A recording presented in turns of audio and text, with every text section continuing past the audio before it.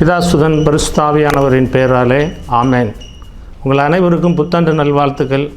கிறிஸ்துவில் பிரியமானவர்களே, எப்படி இருக்கிறீங்க? இந்த ஆண்டு முழுவதிலும் ஆசீர்வாதமாக இருக்கும்படியாகவும் எல்லோரும் ஐஸ்வர்யமாக இருக்கும்படியாக உங்களுக்காக நான் ஜெபிக்கின்றேன். நீங்கள் ஆசீர்வதிக்கப்படுவீர்களாக. அனைத்தையும் புதிதாக்கும் அப்படின்ற ஒரு அருமையான ஒரு செய்தி, சின்ன செய்தி. திருவெளிப்பாடு 21:5 சொல்லப்பட்டிருக்கிறது. அப்பொழுது அரியணையில் வீற்றிருந்தவர், இதோ நான் அனைத்தையும் புதிதாக்குகிறேன் என்று கூறினார்.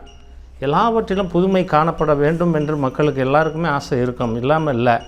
ஆனால் அந்த புதுமை எப்படி இருக்க வேண்டும்? இந்த ஆண்டில் கடந்து போன ஆண்டுகளில் ரொம்ப கஷ்டங்களும் வேதனைகளும் அனுபவித்தவர்கள் இந்த ஆண்டு கொஞ்சம் நிறைவையும் சந்தோஷத்தையும் கிடைக்குமா அப்படின்னு சொல்லிட்டு சந்தேகத்தில் இருக்கிறவர்களுக்கு நம்பிக்கையோடு இருங்கள், நல்லது நடக்கும் நிச்சயமாக.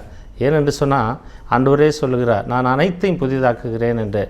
உங்களுடைய ஆவி, ஆத்மா, சரீரம், உங்கள் தொழில் சகலத்தையும் ஆண்டவர் புதிதாக்குவார். ஒருபோதும் அவர் என்றைக்குமே கைவிடுவதே இல்லை. எனவே நம்பிக்கை வையுங்கள். இந்த ஆண்டில் நம்பிக்கை வையுங்கள், ஆண்டவர் மீது நம்பிக்கை வையுங்கள். இரண்டாவது, உங்கள் மீது நம்பிக்கை வையுங்கள். அதுதான் மிக முக்கியமானது. தன்னம்பிக்கை என்பது மிக முக்கியமானது. எது எப்படி இருந்தாலும் சரி, அவநம்பிக்கை பேசிக்கொண்டு இருக்க வேண்டாம்.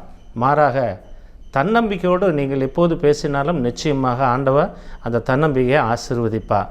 மறக்காதீங்க, ஆண்டவர் இந்த ஆண்டு உங்களோடு கூட இருந்து உங்களுக்கு வீட்டில் நல்ல காரியங்கள் நடக்கவும், ஆசீர்வாதமான காரியங்கள் நடக்கவும், கடன் பிரச்சனை தீரவும், நஷ்டங்கள் கஷ்டங்கள் எல்லாமே கடந்து ஆண்டவர் உங்களுக்கு ஒரு நிறைவையும் சமாதானத்தையும் தர வேண்டும் என்று சொல்லி உங்களுக்காக நான் ஜெபிக்கிறேன்.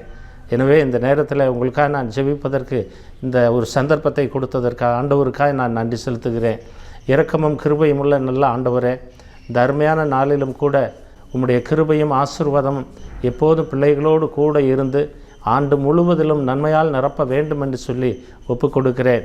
உம்முடைய தேவ தயவு எப்போதும் பிள்ளைகளுக்கு இருக்கட்டும். நம்பிக்கையோடும் தன்னம்பிக்கையோடும் மீத நம்பிக்கையோடும் அவர்கள் எப்போதும் இருக்க பற்றி கொள்ள நீ அருள் புரிவீராக. இயேசு கிறிஸ்துவின் நாமத்தில் பிதாவே, ஆமென்.